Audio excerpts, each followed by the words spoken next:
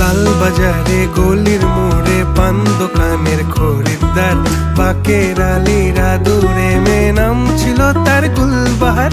লাল বাজারে গলির মোড়ে পান দোকানের খরিদ্দার, বাকের আলীরা দূরে মেয়ে নাম ছিল তার গুলবাহার। নাম ছিল তার গুলবাহার, দেখতে ভারী চমৎকার, তুলনা যে হয় না তার হোসনে আরা গুলবাহার। বাকের আলীরা দূরে মেয়ে নাম ছিল তার